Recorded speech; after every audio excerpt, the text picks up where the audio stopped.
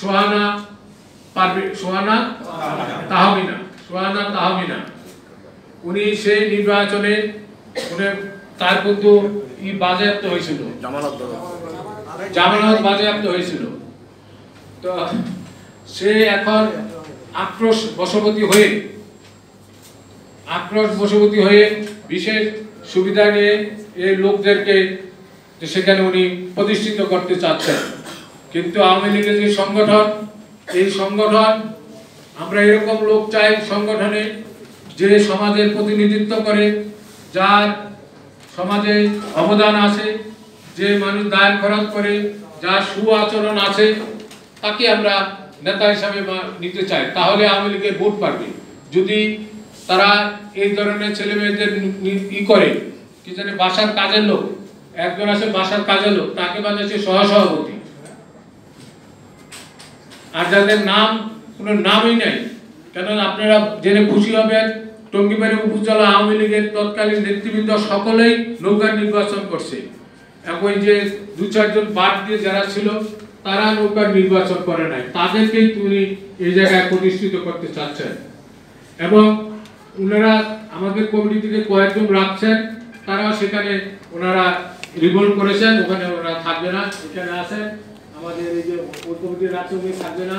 আর কি আছেন ওনাকে রাখছেন, ওই থাকবে না। একটু দাঁড়ান তো, আপনারা যারা রাখছেন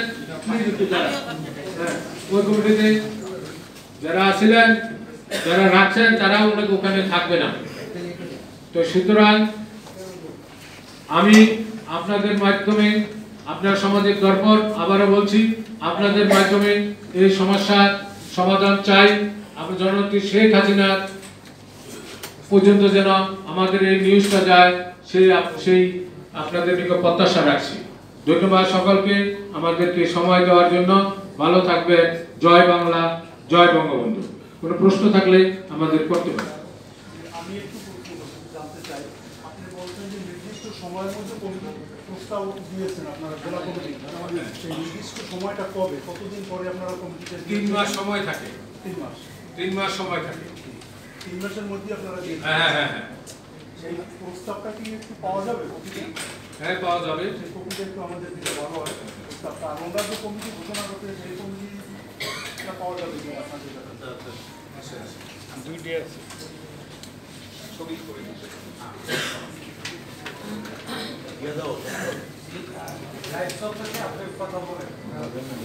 এই কমিটিতে কত সদস্য আপনারা দিয়েছেন? আমরা 71 সদস্য বিশিষ্ট মূল কমিটি, 15 জন হলো উপদেষ্টা।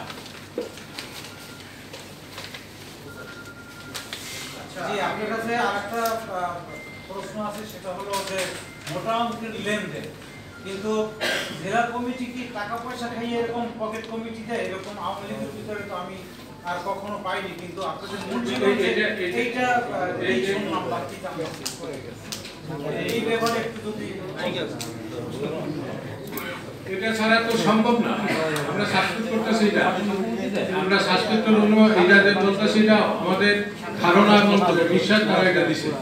তারা না এটা কাজ করে। তৃতীয় ব্যক্তিকে কেন সেই দিবে? আচ্ছা, আসাম পুলিশ সাহেবকে সাধারণ সম্পাদক বলছেন, হ্যাঁ, কোনো দালিলিক প্রমাণ আছে আপনাদের কাছে? অনেক আছে।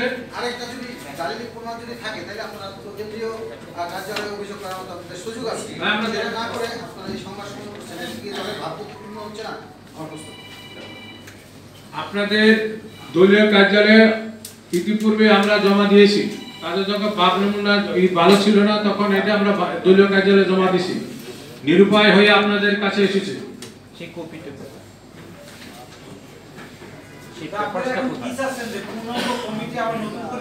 পূর্ণাঙ্গ আমাদের কমিটিতে সাবেক যেটা আমরা জমা দিয়েছি সেটাকে বহাল করা হোক। সেই কমিটিতে কিন্তু যাকে সভাপতি হিসাবে, সাধারণ সম্পাদক হিসাবে ঘোষণা করা হয়েছে জেলা কমিটি কর্তৃক, সেখানে সেই কমিটি কিন্তু সেই ব্যক্তি আছে, সে সহসভাপতি হিসাবে সেই ব্যক্তি কমিটিতে আছেন। যাকে 1 নম্বর জয়েন্ট 1 নম্বর সহসভাপতি যাকে দেওয়া হয়েছে, সেই ব্যক্তি সেই কমিটির সহসভাপতি হিসাবে আছেন।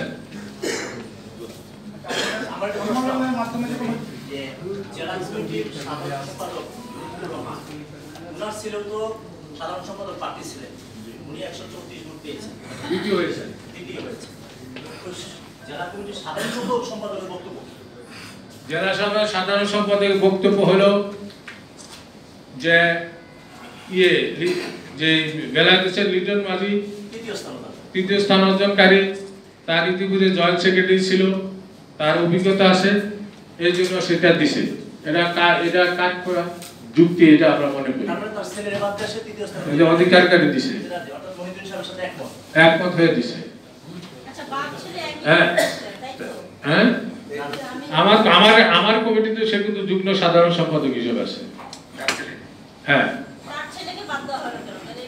তার ছেলেকে বাদ দেয় নাই তো, তার ছেলেকে 2 নম্বর জয়েন্ট সেক্রেটারি করেছে, 1 নম্বর জয়েন্ট সেক্রেটারি করেছে, 1 নম্বর জয়েন্ট সেক্রেটারি করেছে। আমাদের কমিটিতে সে জয়েন্ট সেক্রেটারি ছিল। কমিটির কাগজটা সাংবাদিকদের দিবেন না?